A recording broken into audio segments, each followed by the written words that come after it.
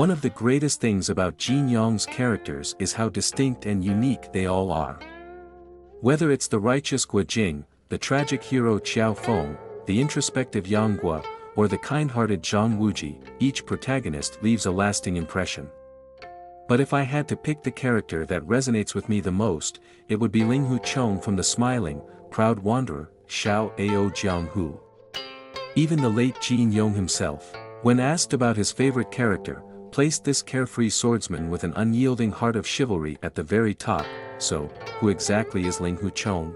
And what makes him so special? Let's dive into it.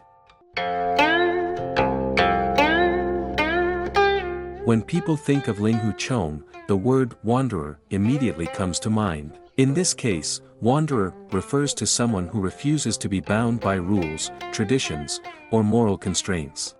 And indeed, that is who Linghu Chong is at his core. From a young age, he was raised by his master, Yu Buchuan, the so-called gentleman sword. Under Yu's strict tutelage, Linghu Chong was expected to maintain an impeccable image, following every rule and standard of conduct. But despite growing up under such rigid discipline, he still turned out to be a wine-loving, sharp-tongued rogue, proving just how deeply his free-spirited nature clashed with the expectations placed upon him. For Linghu Chong, wine was not just a drink, it was a symbol of freedom in the suffocating atmosphere of the Huashan Sect. Though he respected his master, he never truly agreed with the notion that every action must strictly follow the rules.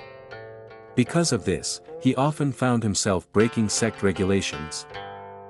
For example, when he saved the young nun Yilin from the lecherous Tian Buguang, he resorted to verbally insulting her, hoping she would run away and leave him behind to face the danger alone.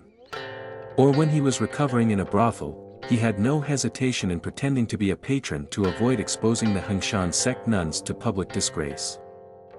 While these actions could be seen as merely clever tricks, his willingness to help Chu Yang and Lu Jingfeng despite their status as enemies of the orthodox sects showed that his sense of right and wrong had already deviated from the rigid moral teachings of Yu Buchuan.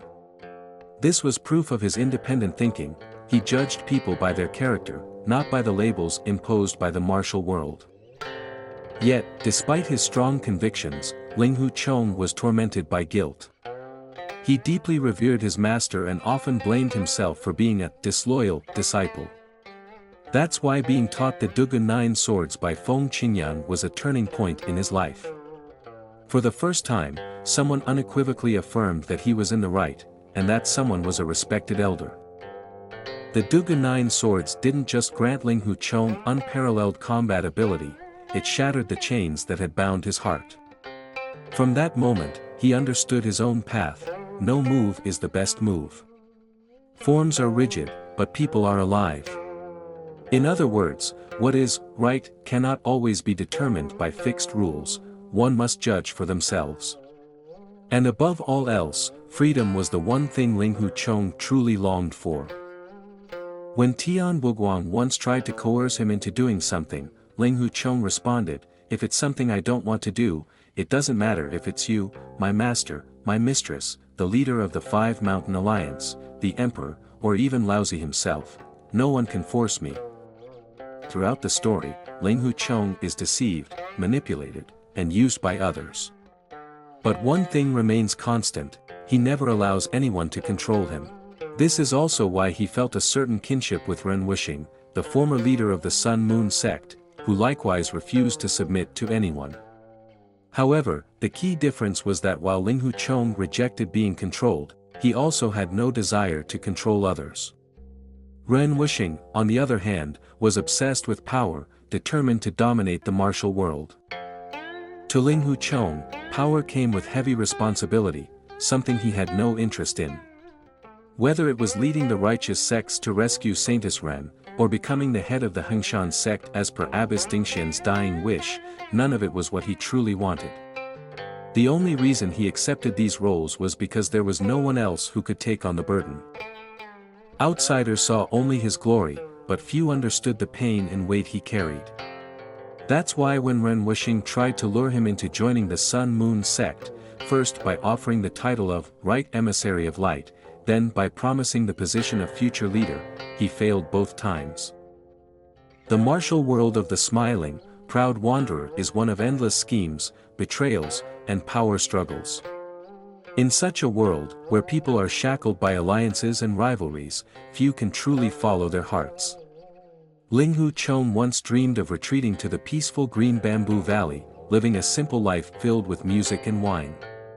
Given his hatred of restrictions and the turmoil of the martial world, it was only through leaving the Jianhu behind that he could ever find true freedom. Because of his carefree nature, Linghu Chong was often misunderstood as a frivolous man. But in reality, he was someone of deep loyalty and righteousness. As an orphan raised by his master and mistress, he viewed them as his own parents. No one was allowed to insult them in his presence. While the world saw through Yu Buchuan's hypocrisy, even the wise and revered monks Fangzheng and Chongshu had their doubts. Linghu Chong remained blindly loyal, allowing himself to be used over and over again. His devotion to Yu Buchuan was so absolute that he never once suspected his master, not even in the slightest. People say that wanderers are fickle in love, but when Linghu Chong gave his heart to someone, he never wavered. Even after Yu Lingshan betrayed him time and again, he was willing to take a sword for her without hesitation, disregarding the consequences of Zhuo Lingchan seizing power.